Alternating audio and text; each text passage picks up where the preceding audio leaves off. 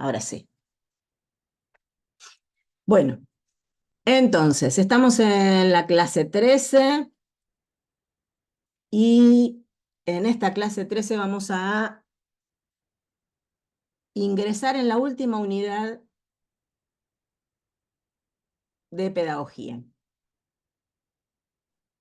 Y como ustedes vienen viendo que hemos estado haciendo un recorrido que fue quizás desde lo más abstracto, que tiene que ver con pensar en la educación, pensar en la escuela, pensar en el desarrollo histórico de la escuela, en los enfoques con los que se enseña ayer, se enseñaba ayer y se enseña hoy, posteriormente con cómo nos formamos para llegar a ser profesores y los distintos estilos en la formación docente que hay. En este momento estamos llegando a el tránsito por lo que pasa en nuestro país. Cómo se organiza, qué significa el sistema educativo, cómo se organiza, cuáles son las características puntuales de cómo nos formamos, cómo nos educamos, y también llegar a mirar de a poco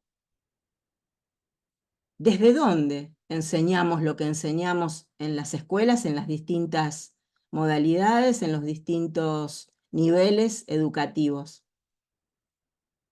Y ahí hoy vamos a empezar a transitar ese caminito más concreto que es el sistema educativo argentino, el derecho a la educación y por qué eh, nos formamos para ser docentes y para qué. Lucio, ya te pongo presente. Entonces, pensemos esto, antes de que miremos la clase y todo. Si yo les hablo del sistema educativo, ¿ustedes qué piensan cuando se habla de un sistema educativo?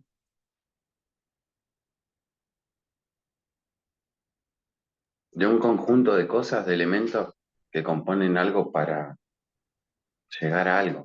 Claro, un sistema es un conjunto de, eh, sí, de cosas, podemos decir, que están relacionadas entre sí y que están para algo. Bien, Profe, yo lo asocio con el método, sí, con el método, con el método, Brian. Bueno, ¿por qué con el método? A ver, explicarnos más.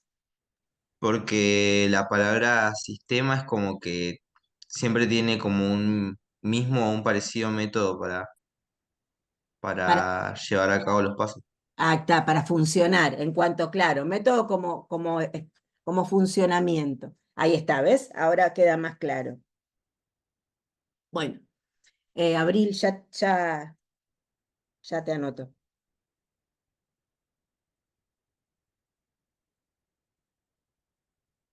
Bueno, y si pensamos sistema y educativo, sabemos que se relaciona con educación, ¿sí? Bueno, el sistema educativo en nuestro país es el conjunto de formas de organizar la educación, que en este caso se llaman niveles o modalidades, y que están al servicio de formar a las ciudadanas y los ciudadanos que habitan el suelo argentino. El sistema educativo está compuesto por el nivel inicial, el nivel primario, el nivel secundario o medio y el nivel superior, que puede ser terciario o universitario. Y las modalidades tienen que ver con la educación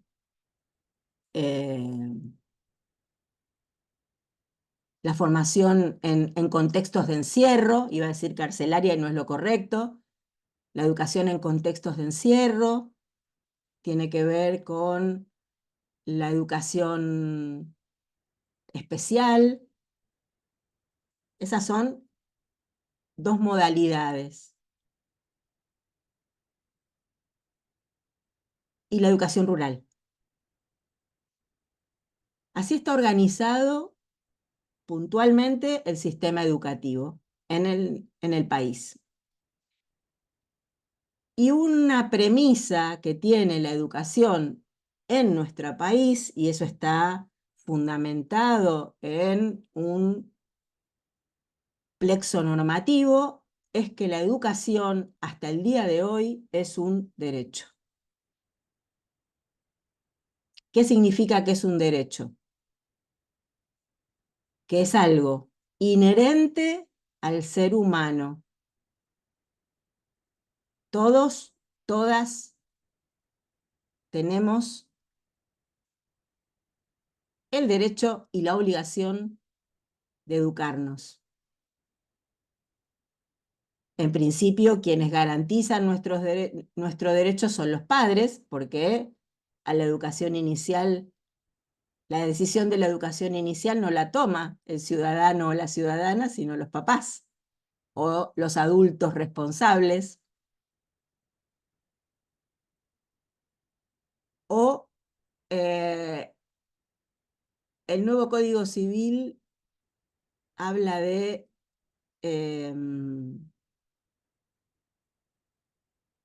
utiliza una palabra que manejaba mucho en una época y ahora no la puedo recordar. Bueno, cuando la recuerde se las voy a decir. Figuras parentales, acá está. Figuras parentales. Porque en muchos casos los niños y las niñas no están a cargo de su papá o mamá biológica. Pueden estar a cargo de otros familiares o pueden estar a cargo de parejas de sus mamás o de sus papás. Por lo tanto, en el nuevo Código Civil se utiliza la figura de figura parental, ya no papá y mamá, legalmente, por supuesto. Bueno, entonces, el derecho significa que es algo inherente a cada uno de nosotros y también hay una obligación fundamental, la obligación del Estado nacional y los estados provinciales de garantizar el acceso, la permanencia y la terminalidad de cada uno de nosotros al nivel educativo que corresponda. Sobre todo los que están legalmente garantizados, que son primaria y secundaria, que son obligatorios. O sea, sala de 5 en el nivel inicial, primaria completa y secundario son niveles obligatorios. Así que el Estado, en sus distintas formas en que se manifiesta a lo largo y a lo ancho de nuestro país, es el encargado de sostener y de garantizar que cada uno de los niños y niñas, sí, Rocío, estás presente, Rocío Hack, accedan, permanezcan y terminen la educación en esos estamentos del sistema educativo. ¿Hasta ahí? ¿Vamos bien? Sí, Habían escuchado hablar. ¿Alguna vez trabajaron con el tema del derecho a la educación en su formación, sí o no?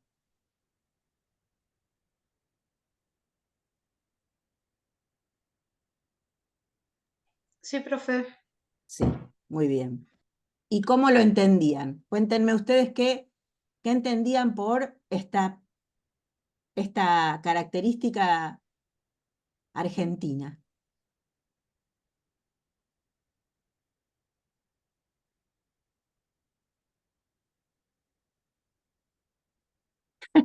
Dulce, no hagas ese. ¿Qué pasó? ¿No querés pensar? ¿O estás hablando con alguien? Perdón, perdón.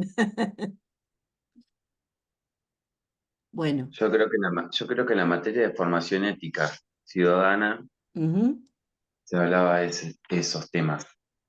sí, y ahí nos olvidamos, y así quedó. Y para mi caso pasaron muchos años.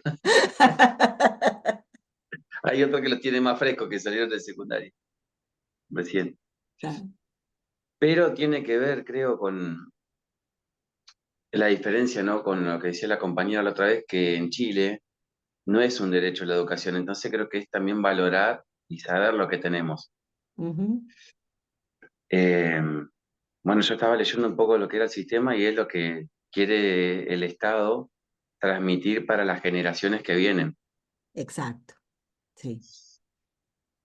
La organización de un sistema educativo tiene que ver con esto, con formar a los ciudadanos para la vida en, en, esta, en este espacio social determinado que es nuestro país.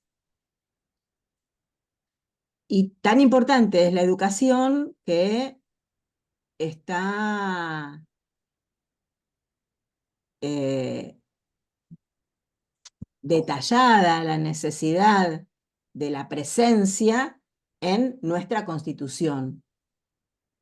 Pero esta es una consulta. Y por qué se cambió? Porque antes teníamos nosotros lo que es séptimo, octavo y noveno, empezaba con primer año, polimodal. Bueno, creo que volvió, pero ¿por qué hubo esos cambios?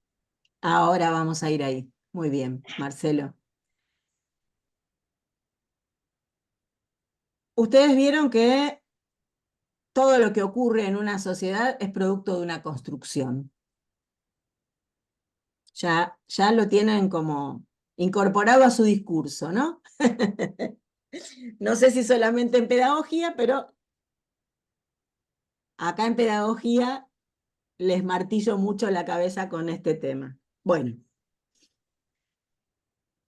nosotros tenemos que hablar de historia cuando hablamos de educación. Y si ustedes se acuerdan, la historia de Argentina como país se remonta a la Revolución de Mayo.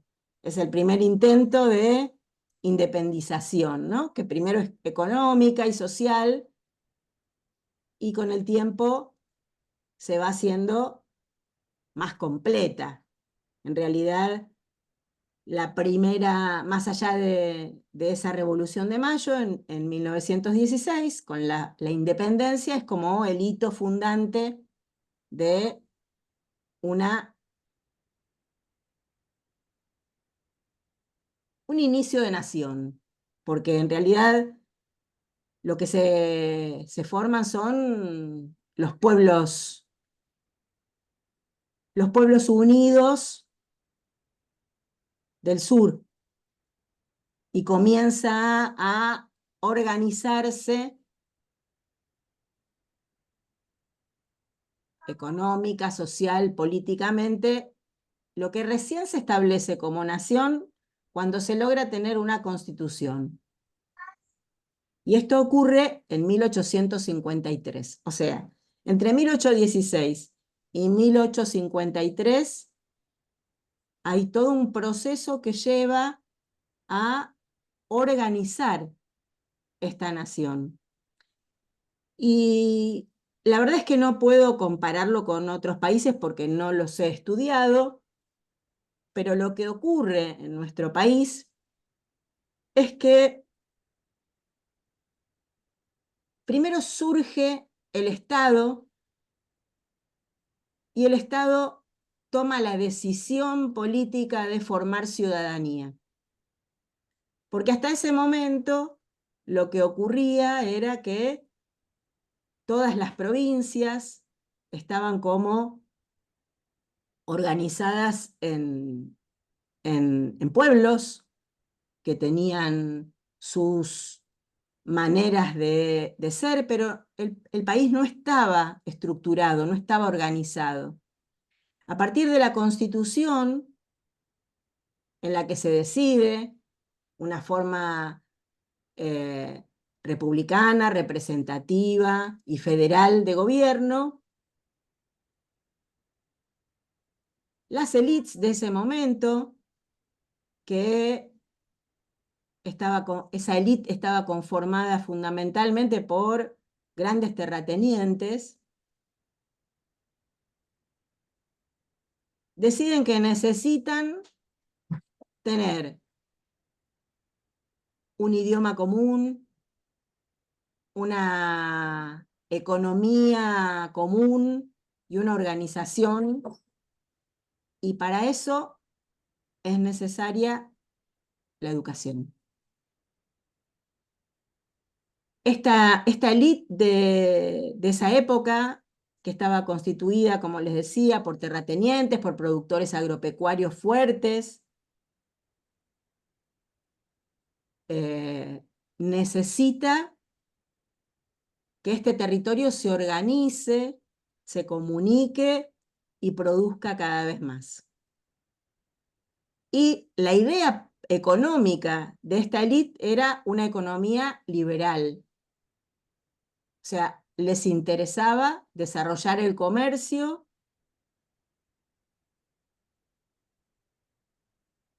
sin tener demasiadas restricciones. Pero tenía otra característica, además de la libertad económica. Y era un cierto conservadurismo político. Y eso tenía que ver con esta cuestión importante.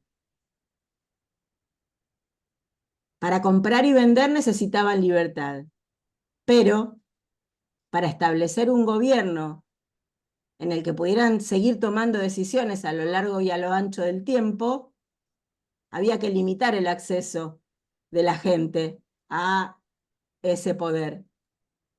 Y entonces, la manera de hacerlo era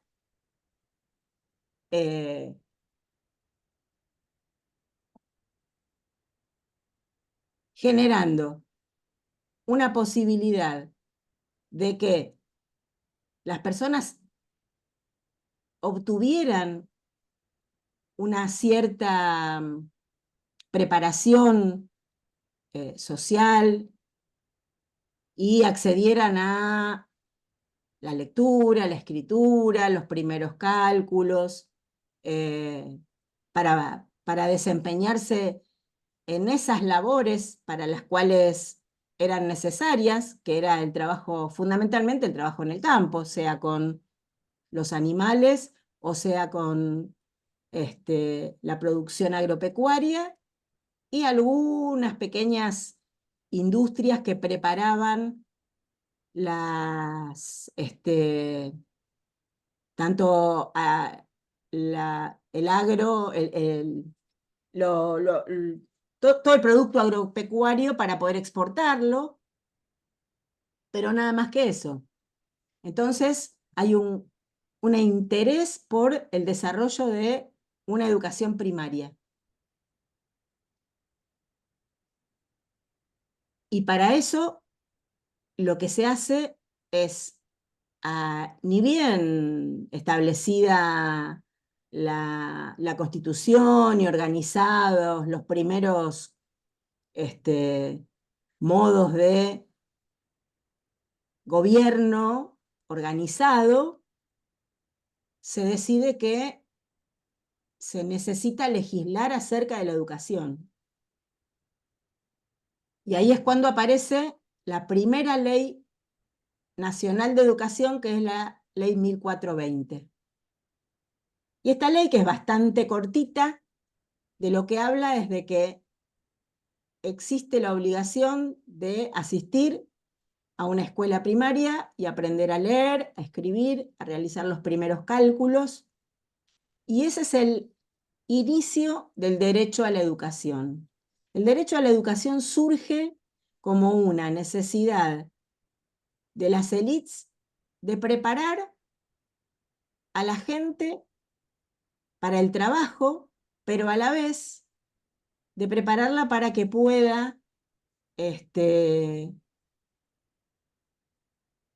ser independiente a través del conocimiento de las primeras letras y de las operaciones matemáticas, para cumplir las funciones que las élites esperaban de estas personas. Y fíjense que la vigencia de la ley 1420 tuvo muchísimos años. Prácticamente estuvo en vigencia hasta 1994, que es cuando se deroga y se cambia por la ley con la Ley Federal de Educación. Así que, fíjense, a partir de ahí hubo algunas otras leyes que acompañaron, pero leyes nacionales así fundamentales, la ley 1420. Y otra cuestión importante que determina la ley 1420 es la educación laica. La educación ya deja de estar en poder de la Iglesia para pasar a estar en poder del Estado. Entonces, tenemos la primera Constitución que determina en el artículo 14 la libertad de enseñar y aprender. Y esa libertad de enseñar y aprender es lo que marca que para nuestro país, la educación es un derecho desde ese momento. Porque fíjense que el artículo 14 de la Constitución de lo que habla es de los derechos y garantías.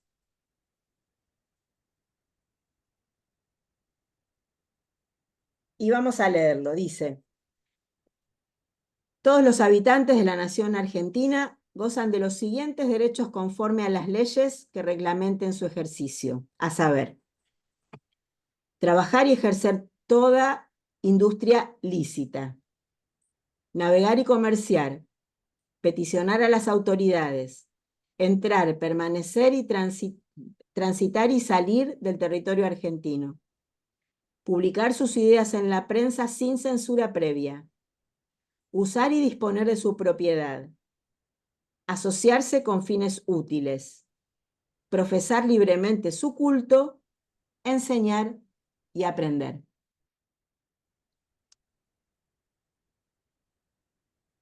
Desde ahí en más, y hasta que se modifique la Constitución, la educación es un derecho. Y este artículo, el artículo 14, es un artículo que no sufrió modificaciones cuando en el 94 la Constitución argentina se reformó. Así que esos son los orígenes del sistema educativo argentino y de la educación como derecho. Lo que no hicimos fue revisar los objetivos de la clase y el comienzo que nos comparte la profe Carolina Yal. Esperen que vamos a buscar.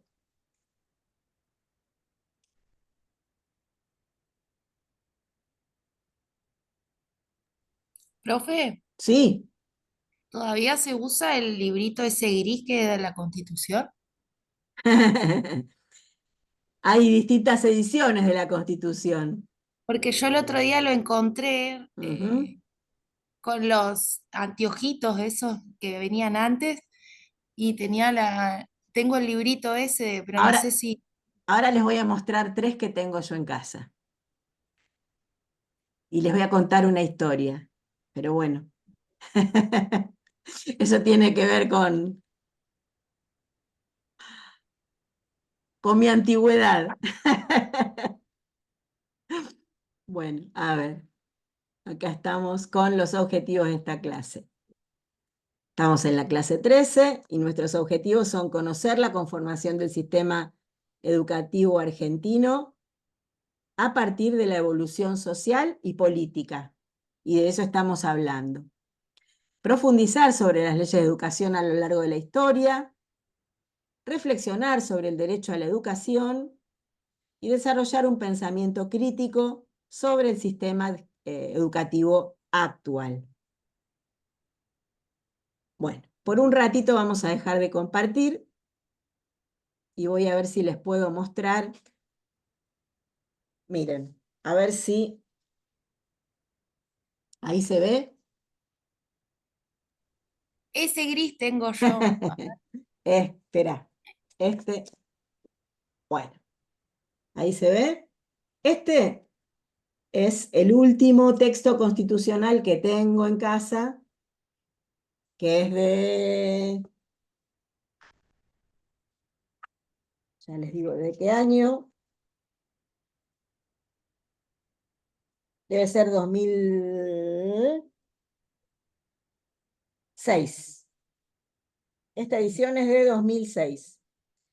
Este texto contiene todos los antecedentes, tiene la Constitución en vigencia y textos constitucionales anteriores y además todos los textos que se fueron incorporando a la Constitución, porque nuestro país a lo largo del tiempo ha firmado diferentes pactos internacionales en los que se fueron incorporando con carácter de ley fundante, o sea, con carácter constitucional, todos los pactos que el país firmó y que tienen que ver con los derechos humanos. Están incorporados ahí. Estos otros dos son los textos anteriores que tengo. Y puntualmente no lo van a poder leer porque está al revés, ¿no? Pero se los voy a leer. Dice,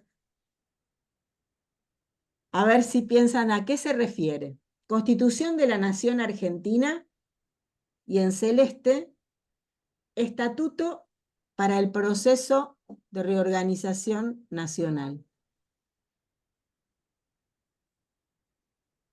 ¿La dictadura puede ser? Uh-huh. Este texto,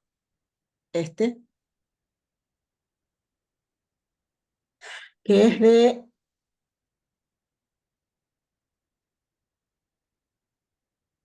1979,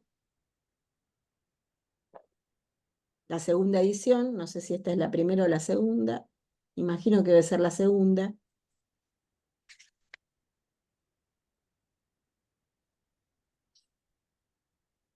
Estas cosas son las que ustedes tienen que ir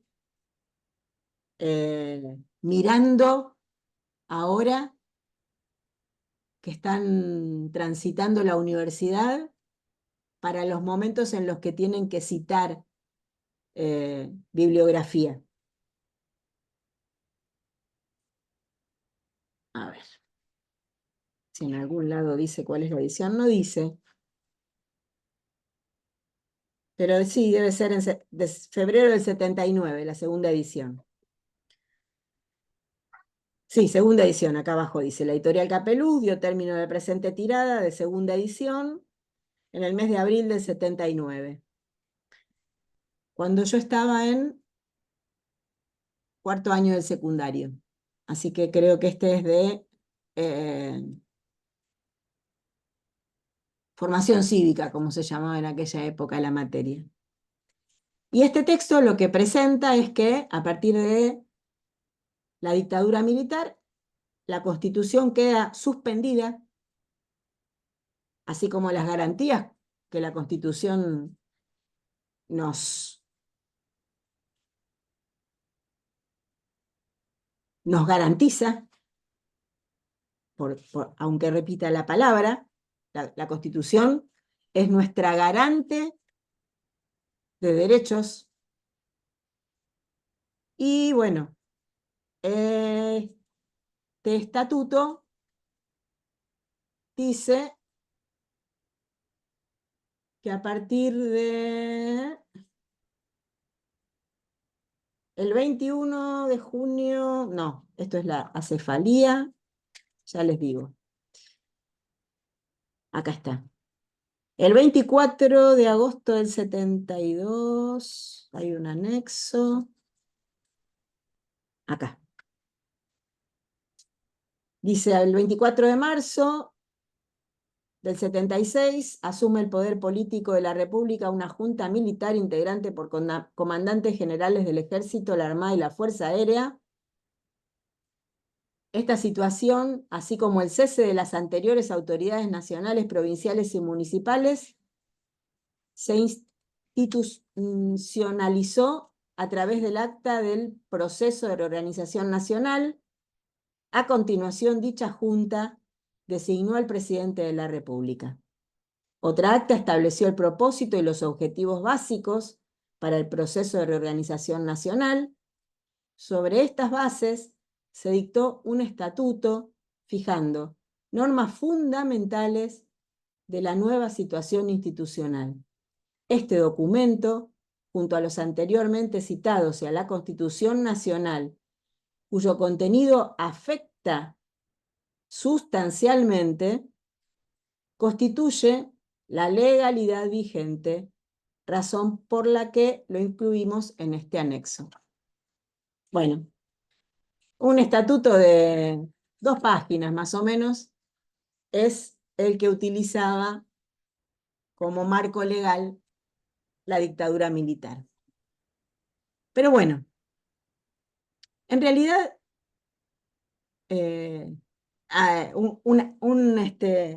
esto podríamos decir que es como una nota al pie, ¿no? Parte de cuestiones que tienen que ver con la historia que por suerte ustedes no tuvieron que vivir, pero Profe, que entonces, es parte de su vida de alguna manera. Sí, digan. entonces, cuando usted estaba en la secundaria y después también quiso estudiar en la universidad, lo hizo todo bajo este gobierno.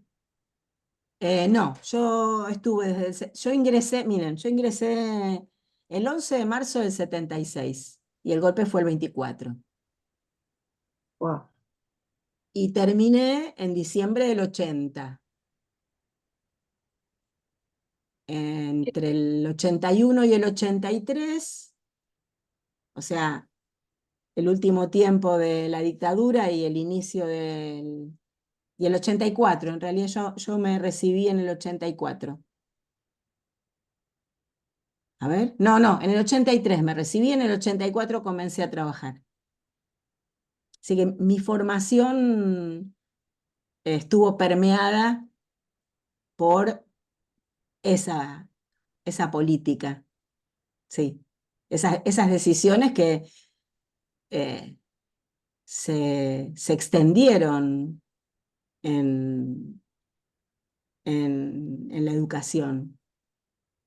Costó que la democracia llegara a la vida escolar. Había sido muy fuerte la marca que había dejado la dictadura. Puntualmente la escuela secundaria, además yo estuve en un establecimiento nacional. En aquella época había escuelas nacionales y escuelas provinciales. Mi secundaria fue en una escuela nacional y, por ejemplo, los equipos directivos de las escuelas normales nacionales estaban ligados directamente a las fuerzas.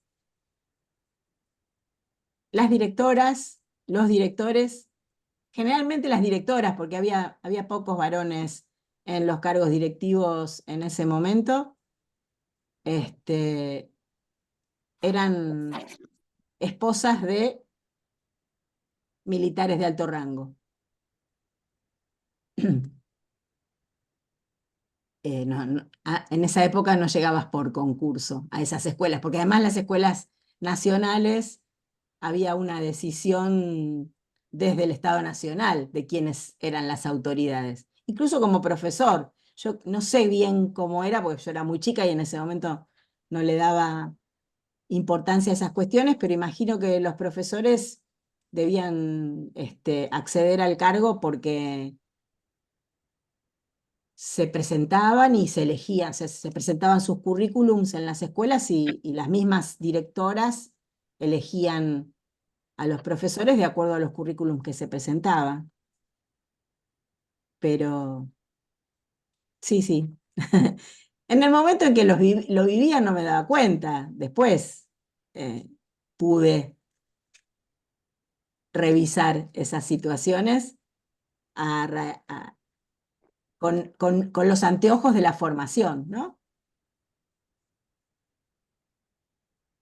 Por eso también les digo que es muy importante que comiencen a reflexionar acerca de sus recorridos ahora que están empezando, porque el ejercicio se vuelve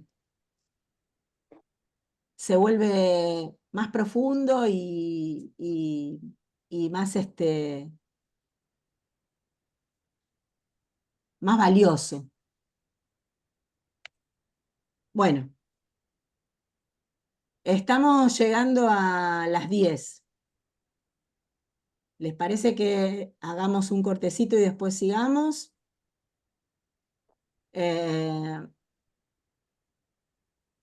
¿Cómo estamos? ¿Tienen algo para preguntar acerca de lo que estuvimos hablando hasta ahora?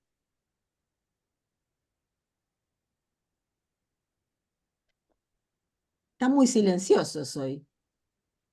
Sí, ¿Qué pasó? iba a decir Marce. ¿Qué, Rocío? No te escuché. No, que justo Marce iba a hablar y yo también. Ah, bueno, dale. No, hablar iba a decir que tengo un hambre, pero hablar.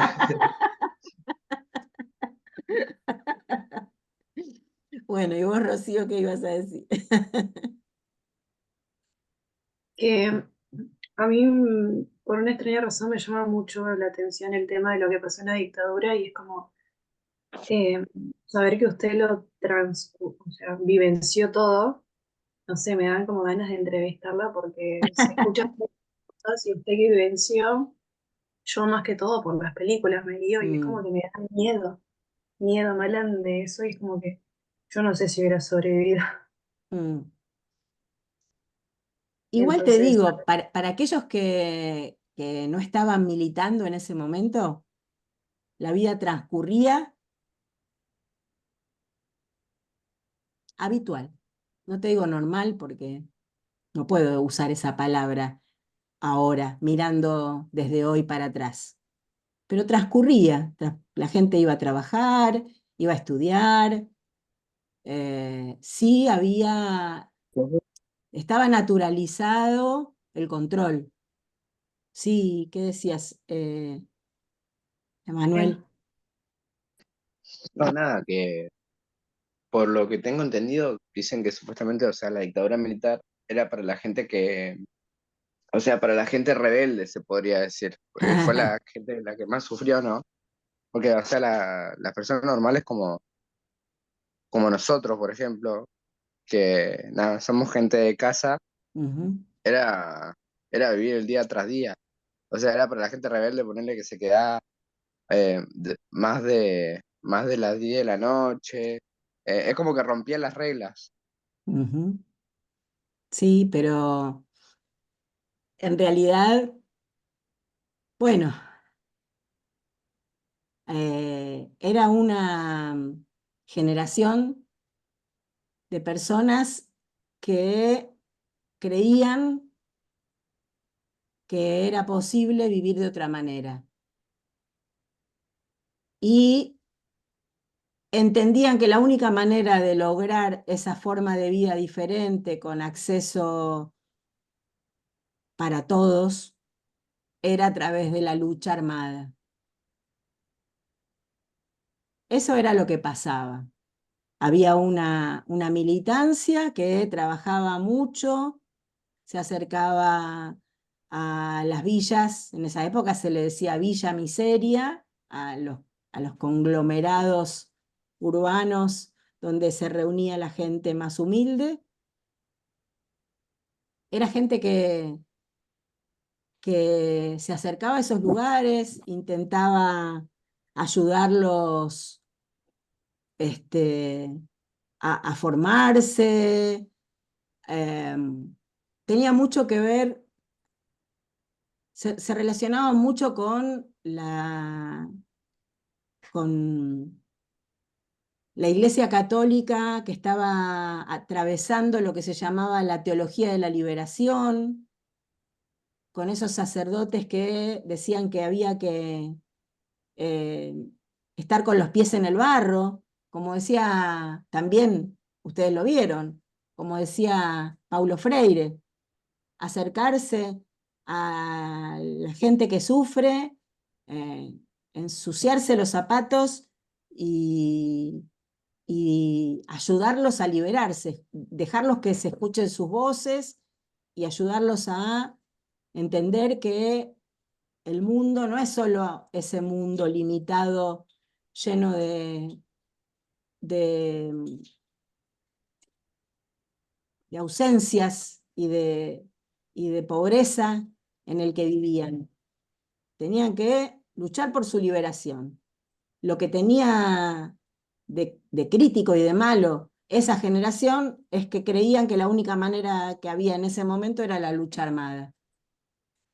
Entonces, Igual, sí, profe, perdón, igualmente nadie te quita el derecho a que te maten por pensar distinto, porque habían ah, filósofos, había gente que es como hoy en día, o sea, bueno, cada uno tiene su crítica y su mirada y no por eso te van a encerrar, que seas distinto y exacto, te van a matar.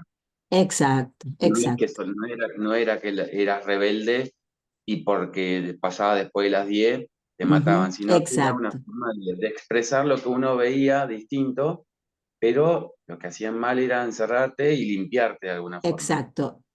Eso a eso iba. ¿Por qué? Porque quiero que entiendan que mi mirada personal sobre la dictadura no tiene que ver con juzgar a unos y no juzgar a otros. Hay cosas que se hicieron mal, que es la lucha armada, para alcanzar ese objetivo que era la liberación. Pero hay otras cosas que fueron mucho peores, y a esto iba, que fue la detención, la tortura, la desaparición, los campos de concentración, realizados por un Estado, porque los militares en ese momento eran los representantes del Estado. Y entonces eso es lo grave, eso es lo que no debe volver a pasar nunca más. El Estado es el garante de los derechos, no el que los destroza, los pisotea y hace de una persona una cosa porque hicieron eso con las personas que detenían y no te da ni siquiera el derecho de saber dónde está el cuerpo de esa persona que asesinaron. El Estado tiene que juzgar. Podían detenerlos y juzgarlos, que era lo que correspondía en un país con leyes. Profe, pero ¿en qué momento el ejército pasa a tomar parte del gobierno? Porque yo digo, para que suceda una Cuando dictadura militar, uh-huh, el 24 de marzo del 76, en realidad no es el ejército, son las tres fuerzas juntas. claro, es Detien, como que se ponen de acuerdo y toman el... detienen a la presidenta en ejercicio, que era Isabel Martínez de Perón, que había quedado allí después que Juan Domingo Perón muere en el 73, 74. Uy, para la fecha soy mala, disculpen, pero después de la muerte de Perón, Isabel toma a su cargo el gobierno y, y queda allí hasta el golpe militar. Son las tres Fuerzas Armadas. Entre ellas deciden quién va a ser el presidente, en ese momento es Videla, y después, bueno, lo van sucediendo otros hasta el 82. Y si no hubiera sido por haber perdido la guerra de Malvinas, no sé cuánto tiempo más duraba la dictadura. De todas formas, la, la persecución y el desastre que se hizo a nivel humano, fundamentalmente fue entre los años 76, o sea, desde marzo, en realidad empezó antes, y ahí hay algunas cuestiones que tienen que ver con problemas del gobierno democrático, entre comillas, las últimas concesiones que fue haciendo Isabel antes de caer definitivamente. Pero a partir del 76 y hasta el 78, antes de empezar el Mundial, ya se hablaba de más de 20.000 desaparecidos.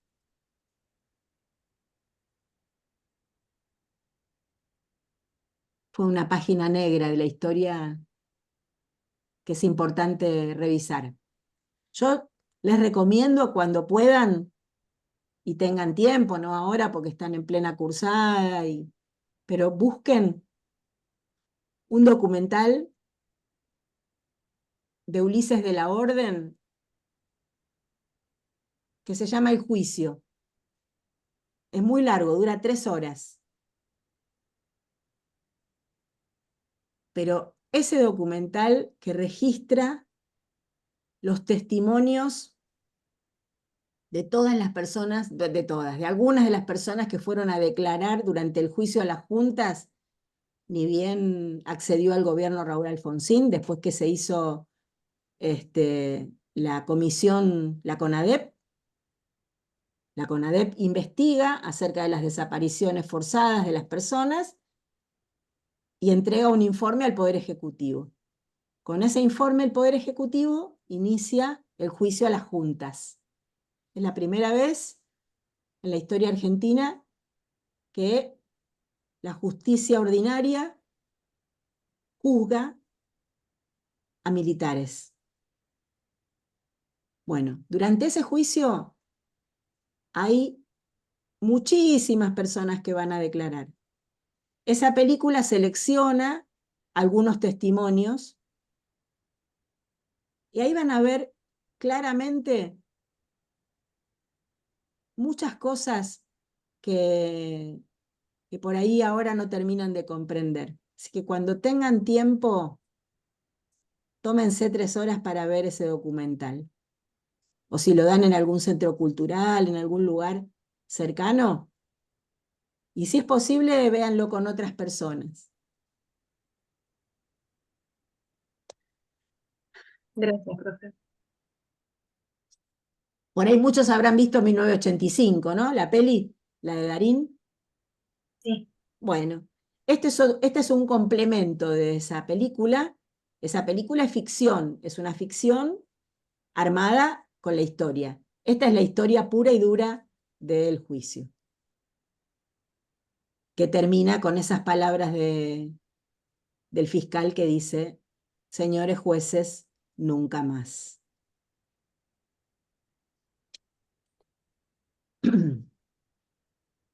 Bueno, sí, ¿Me escuchás? te escucho. Ese punto Hablando de violeta, esto, ¿quién me es? acordé de Vigo. Vigo. Vigo, yo veo un punto violeta. Dale, decime. ¿Te acordaste? Ah, sí, Ahí ahí. estás, ahí estás. Mi bisabuela me contó algo, no sé si era justamente en ese tiempo, creo que era su primo que estaba con algo de los militares y Ujú, tenía que llevar siempre la insignia. Y si no te la tenías puesta, te agarraban y te sacaban. claro. Y eso bueno, creo que era su primo y que así lo hicieron desaparecer porque lo encontraron que no tenía la insignia puesta. Wow, mira vos. Mira vos. Así que tenés un desaparecido en la familia. Mm, Mi bisabuela me contó, así que mm. Bueno, ahora podés indagar más, si te interesa, por supuesto, para saber un poquito más de la historia. Bueno, muchachos y muchachas, hacemos un cortecito. Voy a cambiar la yerba del mate y seguimos. Profe, Sí, sí, usted me nombró con el tema del presente porque se me había trabado el celu, por eso. sí, sí, sí, estás presente, Ah, quédate tranquilo. genial. Bueno, ahí nos vemos, hasta luego. Y 20 estamos de Chao, vuelta, hasta luego. ¿sí? Mudar la grabación y veníamos diciendo que nuestra Constitución de 1853 establece a la educación como un derecho garantizado por el Estado Nacional, con una muy fuerte presencia del Estado Nacional en las provincias, y posteriormente, para llevarla a la vida cotidiana de todo el país, se establece la Ley 1420. La otra ley educativa importante a nivel nacional que ocurrió y que marcó los rumbos tuvo que ver con otro periodo histórico, otro pensamiento político, otro pensamiento económico, también capitalista, pero ya podemos decir que está más relacionado con el neoliberalismo, que es una corriente que se establece, una corriente económica y política que se establece a partir de mediados de los 80 en el mundo y que genera una ley de educación, que es la llamada Ley Federal de Educación, en 1994. Esa Ley Federal de Educación determina cambios muy profundos. El primer cambio es el retiro del Estado Nacional en la educación. A partir de ahí, seguramente escucharon esta frase: Ministerio de Educación, el ministerio sin escuelas. ¿La escucharon alguna vez?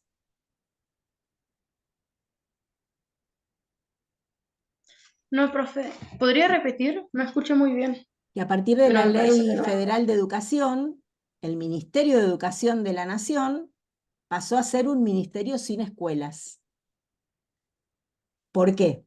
Porque lo que se determina es la entrega de las escuelas secundarias de todo el país a las provincias y a los municipios. El Estado Nacional deja de ocuparse de la vida cotidiana de las escuelas.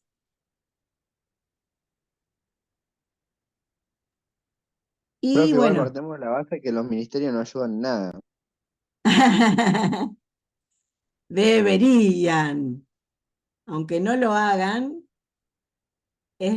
están para eso. O sea, los ministerios existen para ocuparse de esas carteras que les corresponden. El de educación de la educación, el de la nación, de que funcionen los hospitales, los centros de salud, de articular entre los hospitales públicos con los hospitales privados. La función de los ministerios es esa. Y nosotros somos los que tenemos que exigirles que las cumplan. Hay también eso. Ese es el tema también, Emanuel. Un curro más o Ser, menos ahí en el tenemos que ministerio. ser ciudadanos más participativos y más controladores de lo que hace nuestro Estado.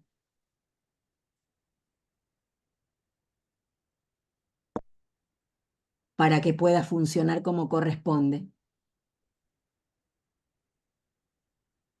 Emilce, ya estás presente, quédate tranquila.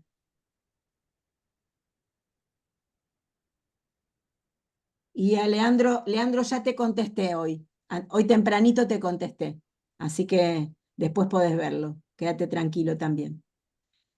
Bueno, la nueva ley que se establece hace una organización diferente del sistema educativo.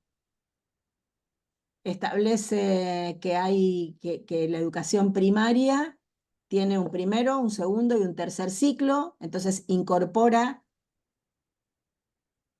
los primeros años de la educación secundaria a la formación, a la escuela primaria.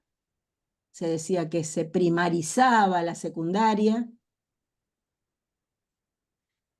Abre la posibilidad de que las escuelas consigan financiamiento externo, y ahí es cuando comienzan a aparecer las ONG acompañando a las escuelas.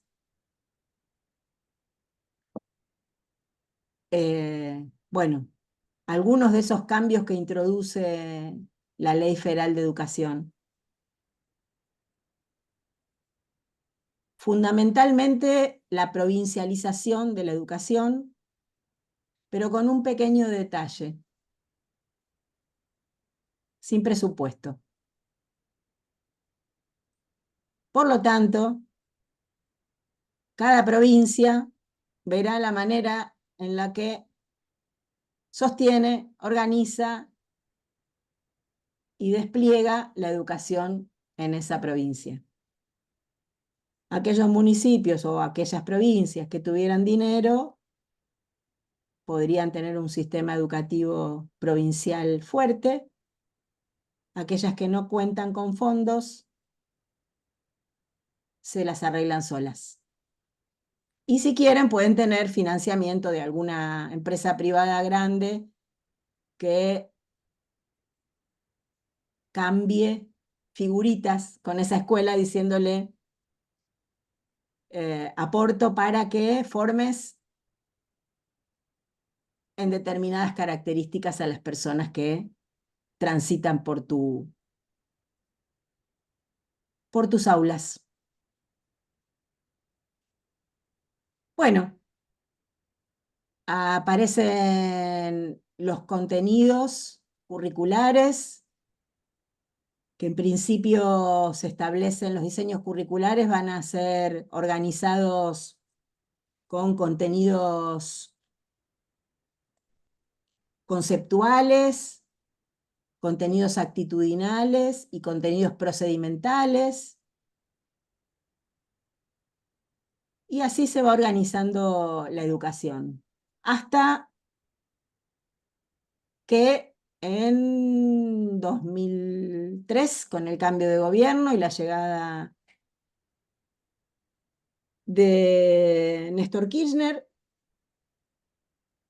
cuyo primer acto de gobierno, fíjense que esto se los cuento como detalle de por qué se llega en 2004, sí, 2004, en diciembre de 2004, a la modificación de la ley.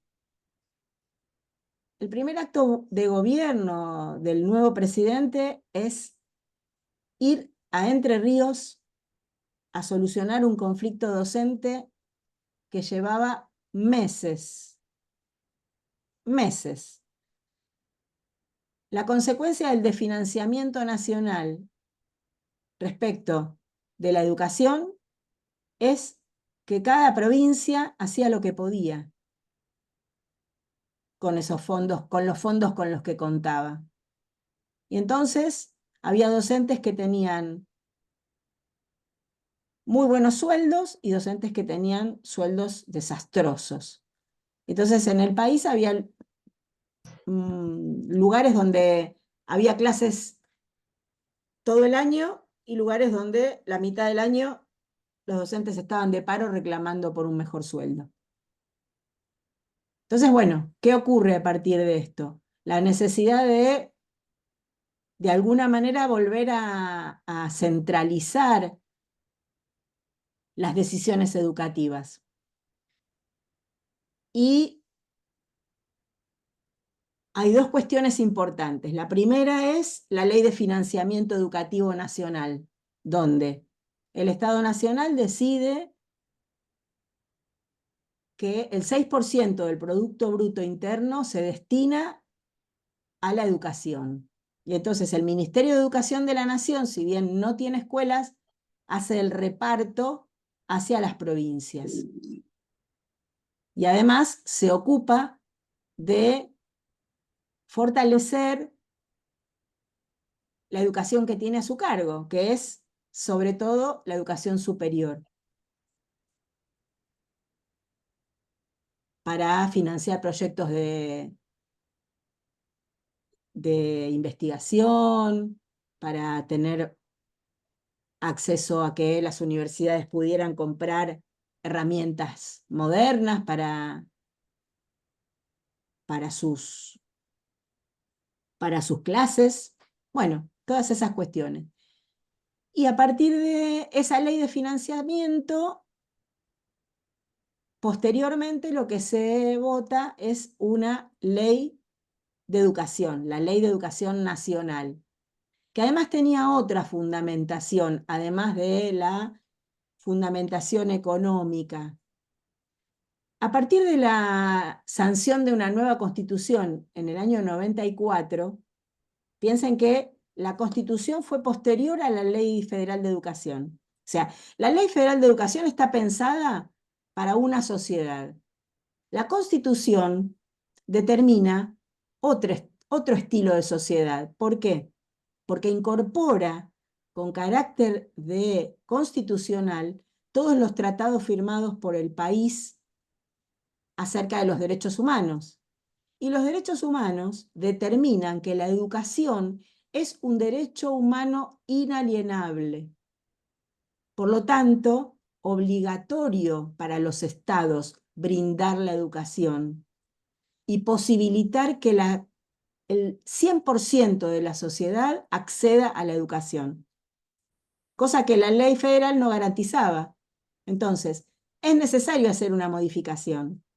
La modificación viene recién en 2004, con la Ley de Educación Nacional, donde en el texto de la ley, la semana que viene vamos a ir viendo algunos capítulos, algunos artículos, la educación es un derecho de la población y una obligación de los estados nacional, provincial y municipal. Y deben garantizarla, por lo tanto deben garantizarla, son garantes de la educación.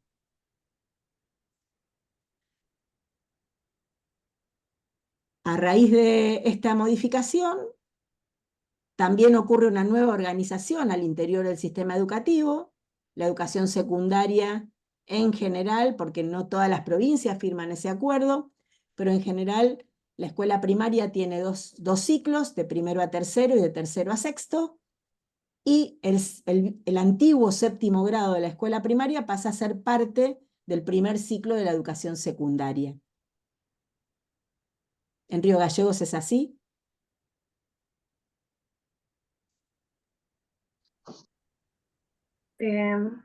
No.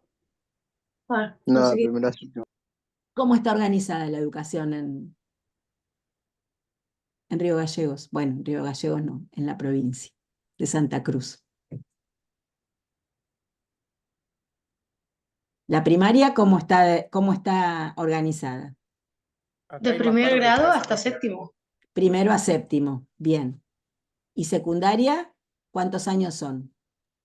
5. 5. Bien, como hace mucho tiempo en la provincia de Buenos Aires. Antes de la Ley Federal de Educación, o sea, con la Ley 1420, la escuela era primero a séptimo en 3 ciclos, primer ciclo, segundo ciclo y tercer ciclo, que eran sexto y séptimo grado, y luego la educación secundaria de primero a quinto año. Con la Ley federal, ocurrió el polimodal,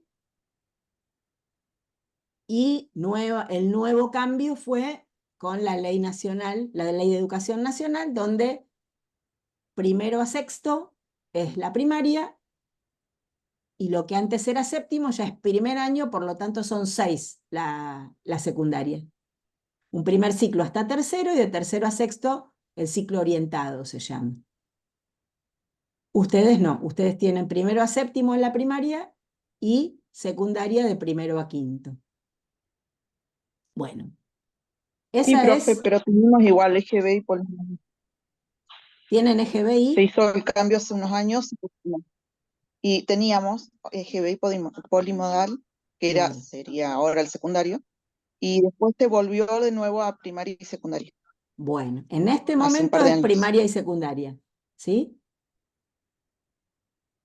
Claro, profe, igual nosotros, por ejemplo, en los últimos 3 años teníamos que decidir, o sea, en el secundario, en el formato polimodal, elegir qué orientación queríamos para seguir una carrera. Era creo que Exacto. humanidades, Sí. naturales y no me acuerdo la otra. Economía, Bien, esas. claro, Sí, se sigue claro. haciendo eso. Eso sigue existiendo. Bien. Solo que se organiza diferente. Ahora es primero a séptimo la primaria y primero a quinto la secundaria. O sea, de primero a tercero es el ciclo común y tercero a quinto el orientado, o primero y segundo es el ciclo común. En el Es cada tercer secundario. año y ahí Ajá. ya elegís la orientación. Bien, primero a Sí. tercero y cuarto y quinto es el ciclo orientado, donde elegís humanidades, economía. Bien. Bueno, este es un resumen muy escueto de estos 3 hitos históricos que marcaron el desarrollo de la educación como derecho en nuestro país. Ahora vamos a ir a la clase, donde vamos a ver un videíto de Pablo Pinó, que nos va a contar algo de esto de otra manera.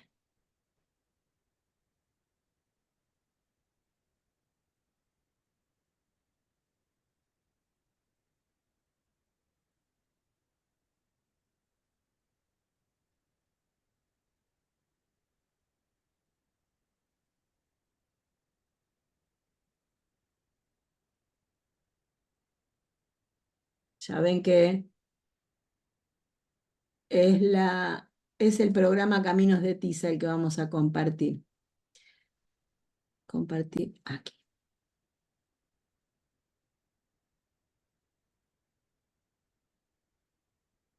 Ahora sí, segunda y última parte de este programa que iniciamos el sábado pasado.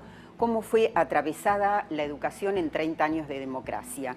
Durante el gobierno menemista vamos a trabajar, pensar, podemos reflexionar acerca de las consecuencias del cambio de estructura del sistema educativo, lo que significó la elaboración, el aporte de los CBC, de los contenidos básicos comunes en todas y cada una de las asignaturas, la Ley Federal de Educación, cómo impactó en la escuela la crisis del 2001 y por último las conquistas más importantes de la década ganada para garantizar el derecho social a la educación. Nosotros al encuentro de nuestro invitado. Hablábamos de la Ley Federal de Educación y de los contenidos básicos comunes, de los cambios que se hacen en este sentido. ¿Aportan? ¿No aportan? Ahí es un debate muy grande. En realidad, la ley federal es muy importante en muchas cosas. Primero por las modificaciones, pero es la primera vez, y no es un dato menor, que la Argentina tiene una ley general de educación. Digamos, en 1853 los constituyentes habían dicho, díctese una ley general de educación, y esto se cumplió. Por primera vez hubo proyectos, pero se cumple por primera vez en 1993, 140 años más tarde. ¿Cuál es la paradoja? que los constituyentes del 53 dijeron, díctese una ley para que haya escuela pública, y la ley lo que dijo que no hubiera más. Pero, digo, esta sería la crítica. Bueno, fue la etapa de expansión de la escuela privada, ¿no? Es donde termina de consolidarse la idea de la escuela privada, donde desaparece la idea de escuela privada, como lo entendimos previamente, lo privado y lo público para el modelo neoliberal dejan de ser siempre un problema de cómo se gestionan. Para el modelo neoliberal, toda escuela pública, toda escuela es pública. ¿Y por qué toda escuela es pública? Porque puede ser elegida por cualquiera. Lo público para el neoliberalismo tiene que ver con el consumo. Digamos, cualquiera puede elegirla. Digamos, lo público es que nadie está impedido a elegirla. Digamos, es un problema de elecciones de sujetos. Entonces, todas las escuelas son públicas, porque todos pueden ir. Ahora, hay algunas que se gestionan, las gestiona el Estado y otras las gestiona el privado. O sea, es un problema exclusivamente, no es un problema político, no es un problema vinculado a derechos, tiene que ver con un problema exclusivamente organizacional.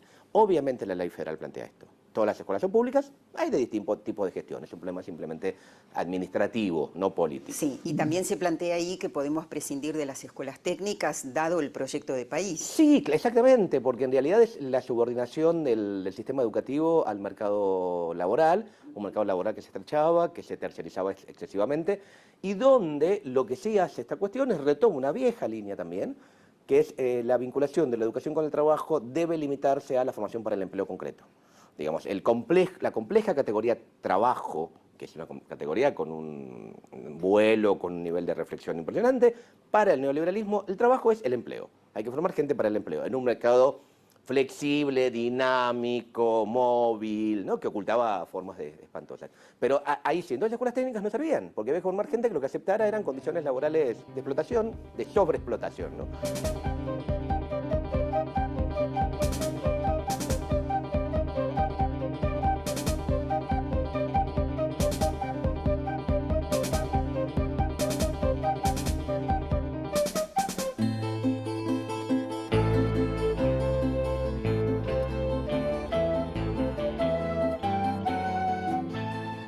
Ahora, ¿qué aportaron los contenidos básicos comunes y toda la elaboración que se hizo de las diferentes disciplinas? Eso es interesante, digamos. Los contenidos básicos comunes se basan en una buena cantidad de investigaciones en la década del 80, que lo que planteaban que el gran problema de la escuela era su currículum ausente y no su currículum oculto. En los 70 el gran problema de la escuela era el currículum oculto, era lo que la escuela enseñaba sin decir que enseñaba. En los 80 las investigaciones dicen, no, el problema no es el currículum oculto, es el currículum ausente, el problema es lo que la escuela no enseña, y una buena cantidad de investigaciones demuestran que los contenidos, los saberes que la escuela impartía eran, al menos en términos científicos, obsoletos, viejos, caducos.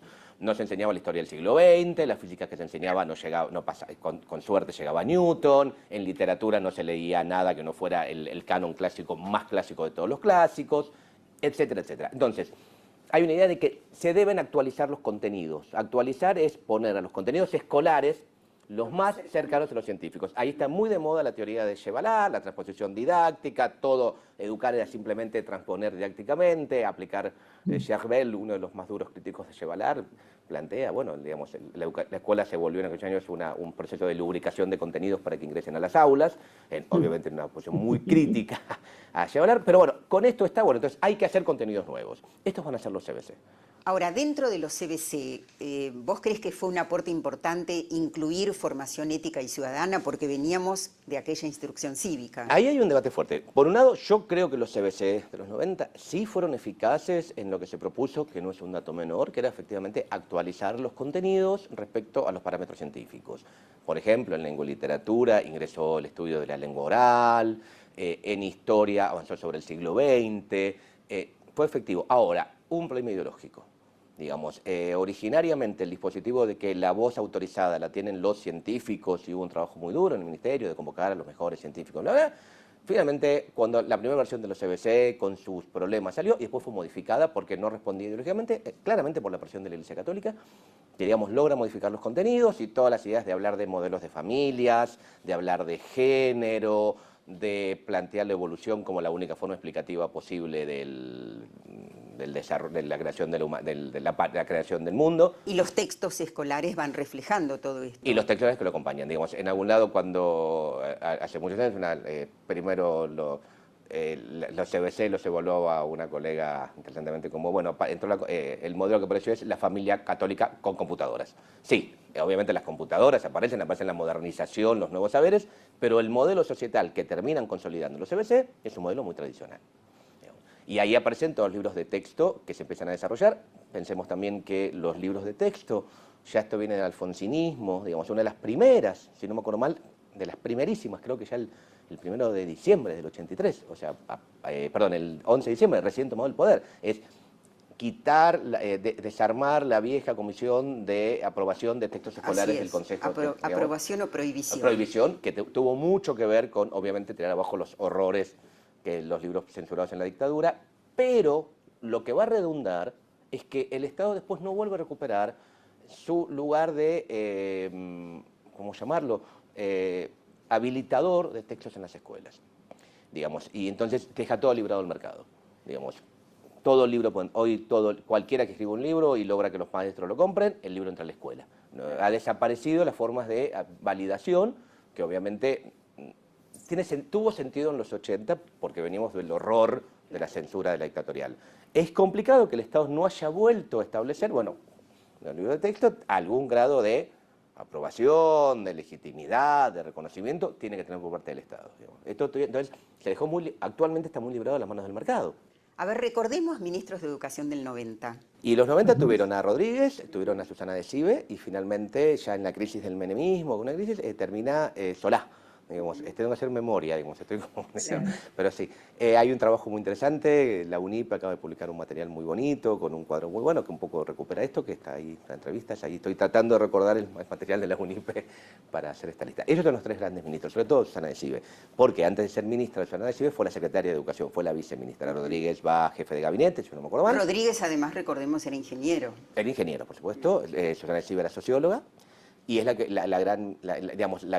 orquesta todo el dispositivo de esta cuestión, los CBC, la ley federal, las transferencias, que es otra de las políticas centrales, ¿no? Digamos, cuando las escuelas medias, cuando este eslogan del ministerio, que era un ministerio sin escuelas, por las transferencias, que algunos decían, bueno, escuelas sin ministerio, en realidad más que un ministerio sin escuelas, eran escuelas sin ministerio, son los 90. Sin ministerio nacional. Sin ministerio. Porque los ministerios provinciales, por supuesto que algunos sí, digo, es complicado. Se hacían cargo y otros no.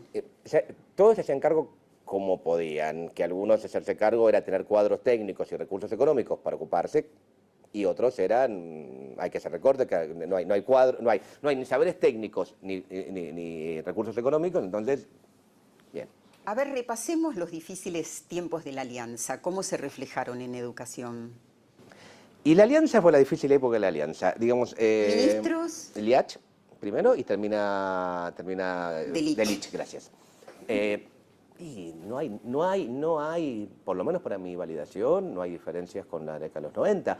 Tal vez es casi un fenómeno como... Está hablando del gobierno de la Rúa, la Alianza. De cierta lógica. Intenciones. Ciertas intenciones, pero más o menos, digo, Liach hoy estamos discutiendo la prueba de PISA, que es un tema muy complicado y demás. Quien pone PISA es Liach. Digamos, paradójicamente, si ustedes quieren, la nueva forma, recién yo estaba hablando del Banco Mundial. Hoy, el lugar que el Banco Mundial a nivel educativo tuvo en los 80, hoy lo ocupa la OCDE con PISA. Digamos, hoy yo puedo ver que las formas en las cuales los poderes centrales controlan o buscan controlar las políticas educativas de los países es mediante este supuesto dispositivo de evaluación de la calidad que hoy estamos debatiendo y que yo, supuestamente experto en estos temas, no termino de entender qué quiere decir que subimos o bajamos en el ranking, o qué quiere decir que estamos arriba de Turquía o abajo de esta. No termino de entender. ¿Qué nos aporta? ¿Qué quiere decir? Sí, claro. O sea, ¿cuál es la información? No me queda claro si estoy mirando ya el fixture del Mundial Brasil o una cuestión educativa. No termino de entender. Y cuando entiendo lo que entiendo me molesta mucho. La Alianza triunfa en las elecciones nacionales y el 24 de octubre de 1999, Fernando de la Rúa es elegido presidente. Desde el comienzo de su mandato, de la Rúa se muestra incapaz de solucionar el complejo cuadro de situación que le tocó heredar. Claro, la crisis de la Alianza, el 2001, las escuelas convirtiéndose prácticamente solo en comedores. En comedores de lo que se puede dar de comer. Digamos, las escuelas eran en aquellos años, hay investigaciones interesantes, hay que trabajarlo mucho más. porque está muy fresco, hay muchos registros y hay que recuperar la experiencia de la gente, experiencia que se va cambiando, ¿no? Uno puede ver cómo recordar hoy el 2001, ya hay una década que lo modificó. Hay un trabajo muy lindo de SUTEBA del 2002, se llama Caminar rompiendo esquemas, donde ellos recuperan 4 experiencias concretas de maestros trabajando en el conurbano, haciendo cosas distintas en sectores muy empobrecidos. Es un video que yo sigo trabajando en clase y cada vez que lo miro me doy cuenta que era tan 2002, que todo cambió mucho todo, que la verdad uno puede ver, es como mirar Luna de Avellaneda, ¿no? Bueno, no, ya no, aquella, digamos, uno puede ver que esta década, por lo menos las cosas ahí se movieron. Recuerdo que los maestros rosarinos comentaban que los chicos de lo único que hablaban en la escuela era de la desocupación de sus padres. Y en la puerta de la escuela, por primera vez, había padres, hombres, ¿no? No estaban las mamás. Estaban los padres, en el mejor de los casos, digamos, sí, las madres eran las que podían mantener, porque había una cuestión de trabajo doméstico o de formas de explotación femenina, siempre fue más fácil para la sociedad explotar a las mujeres que a los hombres, entonces, pocos puestos de trabajo eran dados a quienes le pagaban. Volvimos al modelo del Manchester de 1790.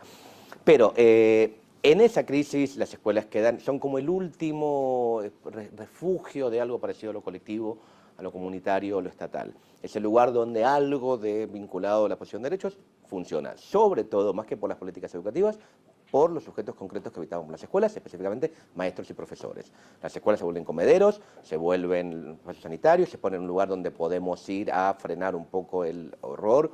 Yo me acuerdo que daba clase en aquellos años en la Universidad de Luján, en San Miguel, o sea, una zona muy golpeada, más allá que fueran estudiantes universitarios que hablan de cierto lugar, cierto nivel de inscripción social, eran grupos vulnerables, que lo que pedían es, no, da clase.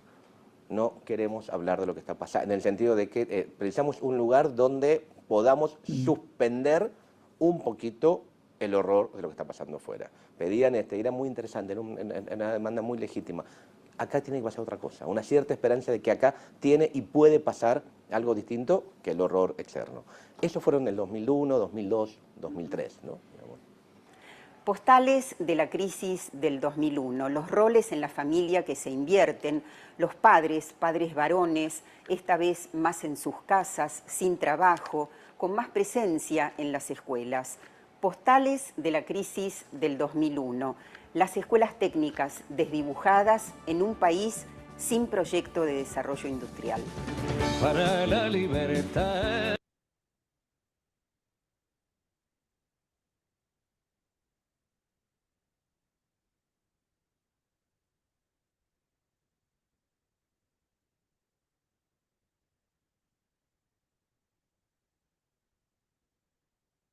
Bueno, como ven, algunas cuestiones de las que habíamos estado hablando recupera Pablo Pinó acá. Este es Pablo Pinó, el autor del texto que vieron cuando hablábamos de escuela tradicional y escuela renovada. Le ponemos cara a ese nombre hoy. Bueno, no quiero seguir avanzando porque estamos a 3 minutos de terminar la hora de clase, pero si tienen alguna pregunta o algo que comentar y tienen ganas, abierto el micrófono.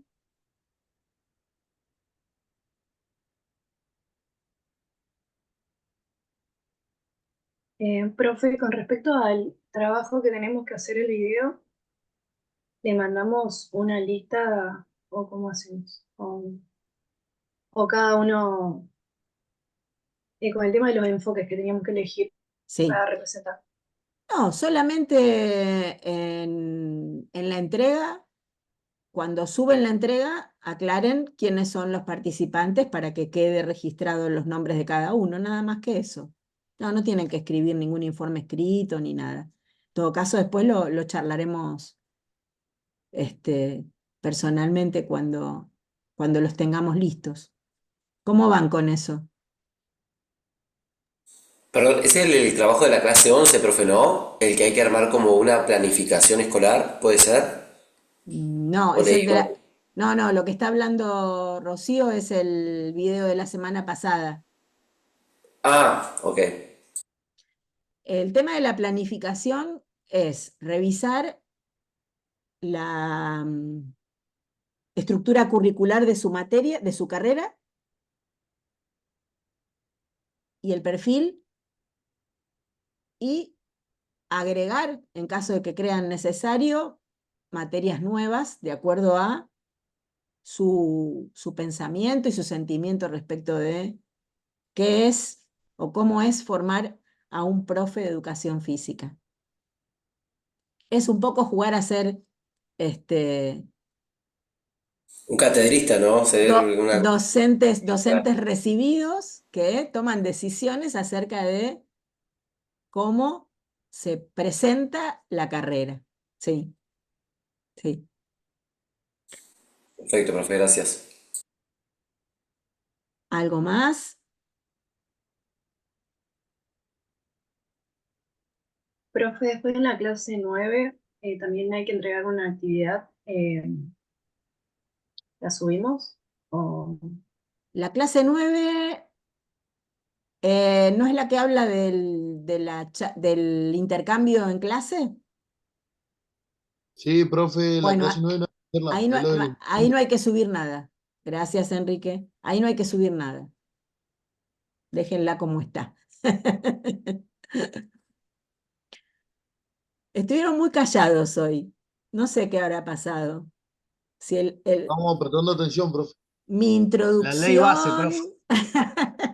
la ley bases, vamos a ver qué pasa. Ya arrancó la votación, ¿Ya arrancó la votación? Bueno, vamos a ver.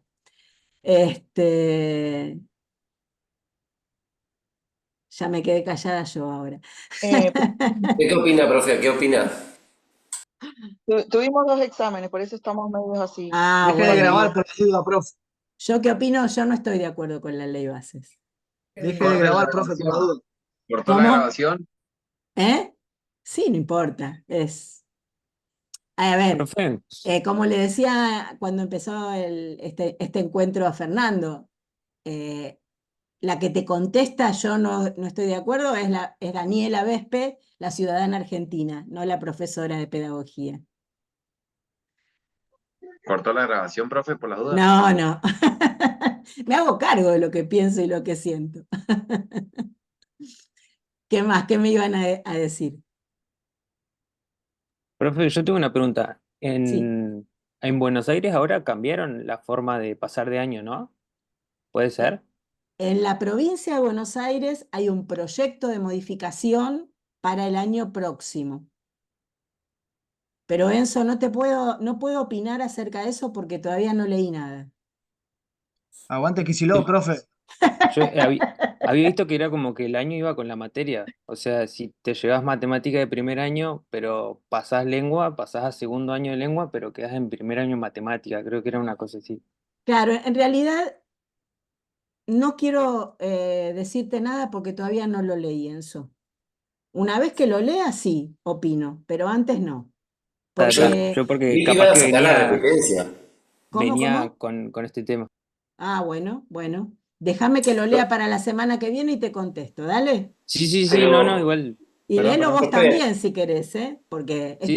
hay acceso a todo el mundo de esa información. Eso sí, busquen donde está la publicación de la provincia de Buenos Aires, no los medios de comunicación, porque a veces, de acuerdo a las ideologías, se modifican las cosas que se escriben.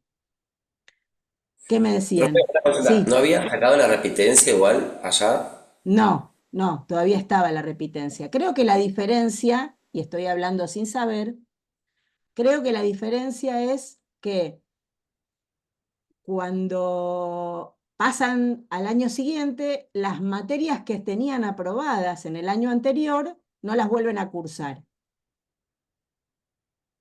Solamente siguen cursando aquellas materias que desaprobaron, creo, pero Rodrigo, no estoy segura, así que no lo tomen como una Ok. afirmación. Acá, por ejemplo, sí no hay repitencia.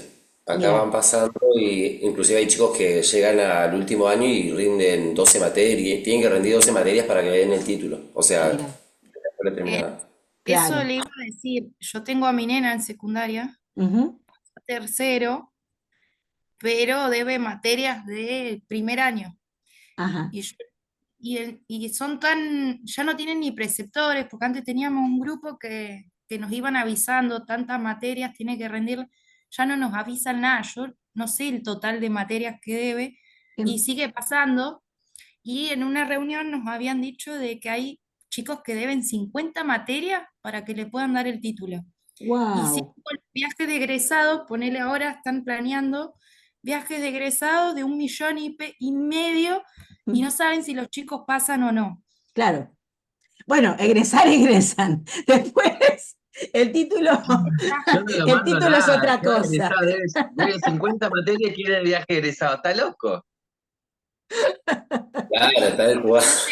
Ya no llevan ni guardapolvo a la escuela. Claro. Algunos lo con los pantalones en pijama, con cross. Yo a la mía la veo salir con cross, digo, ya te poné la zapatilla. Mira. No, es un desastre. ¿Y por qué no hay preceptores, Silvana? Hay preceptores, pero van renunciando y ya no sé ni quién está de preceptor. O sea, es un desastre. Y ahora no tienen clases porque hay un solo piso del colegio que tienen calefacción. Entonces se van turnando, ponele lunes y viernes tiene tercero, cuarto tiene martes, un desastre.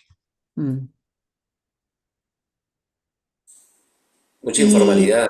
Mucha informalidad. Bueno, a ver, ciudadanas y ciudadanos de Río Gallegos, hay que peticionar a las autoridades. Y ayer se cayó el techo de la 19, no sé si lo vieron, de la escuela 19.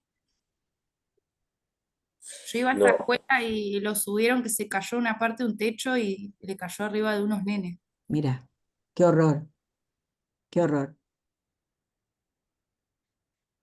Este es el momento histórico que nos toca vivir, chicos y chicas.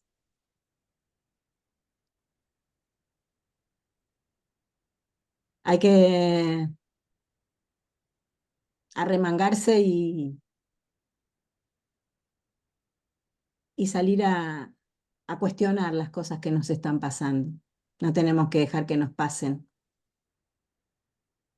Con respeto, con organización, en grupo, solos no se hace nada.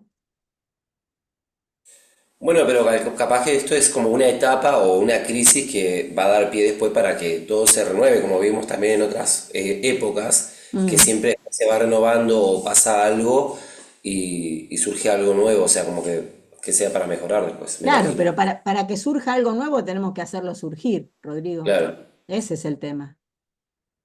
No resignarnos a dejar que las cosas vayan pasando. Acercarnos, preguntar por qué están pasando estas cosas, qué pasa que la municipalidad o la gobernación no soluciona estos temas. ¿Qué es lo que Y está es como pasando?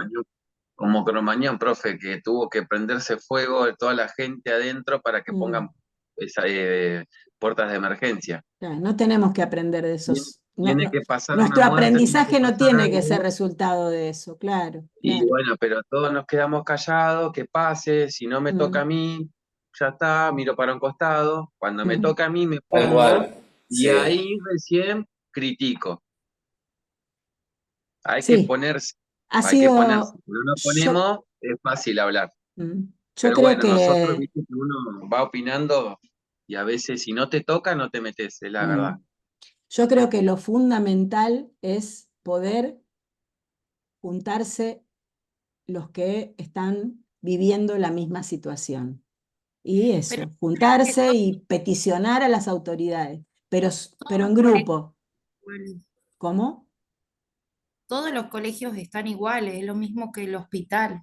El hospital, ponele, te ibas a inyectar y tenías que llevar vos las cosas porque el hospital no tiene nada. Bueno, hay que empezar de a uno, Silvana.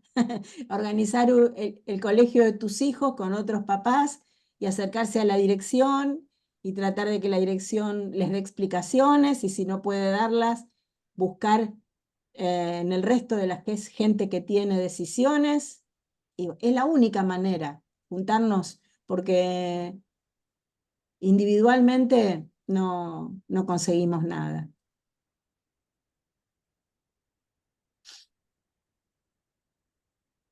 Bueno, volvamos a... Profe, ¿puedo hacerle una consulta? Sí, sí, Cambiando de tema, no. sí, No es sí, esto. por Es de la supuesto. clase. Yo que hace un rato Rocío sobre la clase 9. La semana pasada igual le preguntó, y yo sí la hice la clase, la actividad de la clase 9, pero porque me quedaba pendiente. Si Está no, no me bien, quedaba al 100. está bien. Creo que fui la única que lo hizo.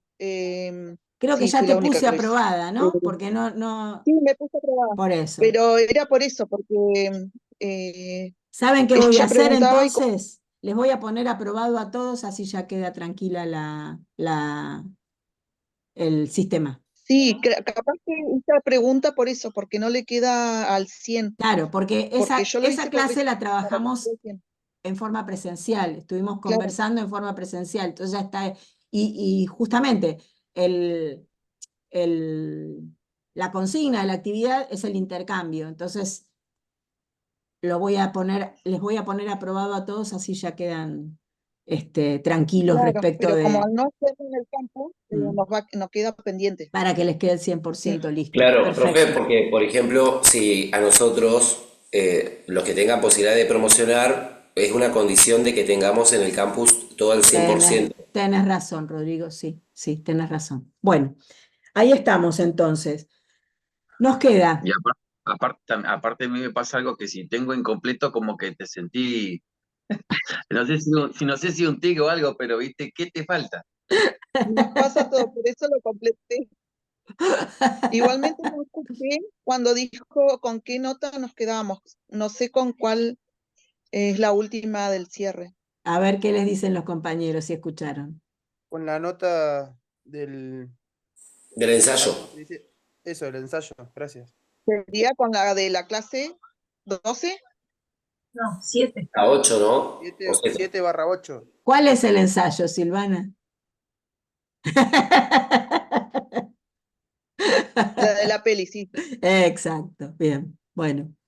Profe, Sí, entonces sí, Enzo. mandamos algo a la actividad para que usted nos ponga aprobado o no hace falta enviar A nada la para que 9, después se complete. no envíen nada. Ahora dentro de un rato me voy a sentar y le voy a poner aprobado.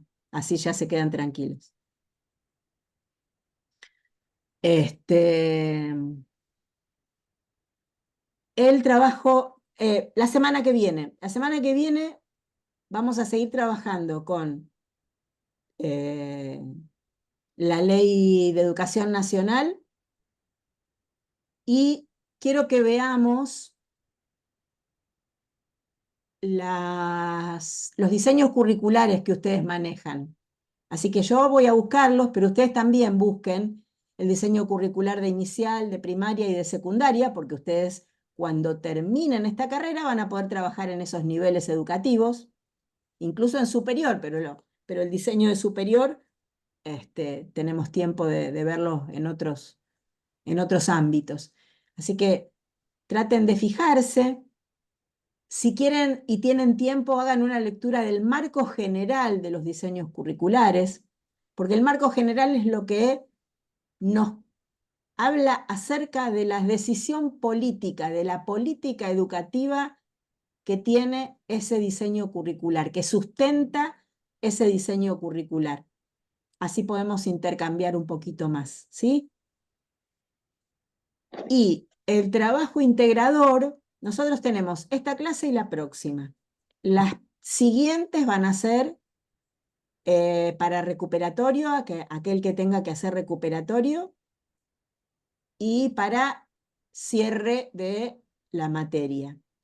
El trabajo integrador todavía no se los doy en este momento porque tengo que hablar con la profesora Roxana para tomar la última decisión. Estamos viendo a partir de un cuento, les vamos a pedir, pero con consignas puntuales, que relacionen ese cuento, que es bien cortito, o una situación problemática. Ahí estamos tomando la última decisión con ella, o un cuento o una situación problemática, donde puntualmente ustedes van a decir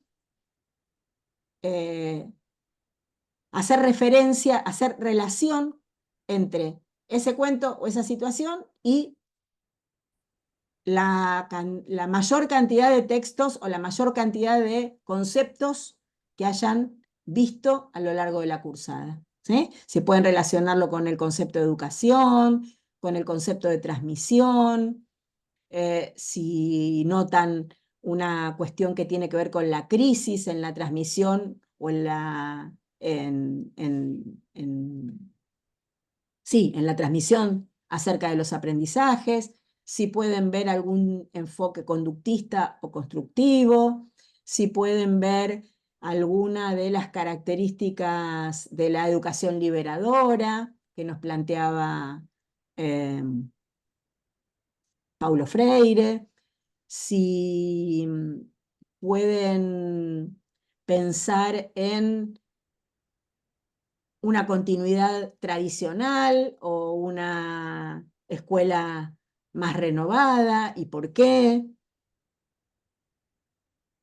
Si ese docente que está a cargo de esa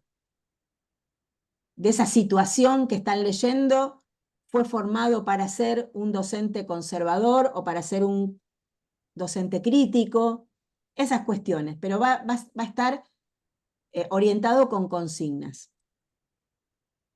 Pero por ese lado va a ir el trabajo integrador.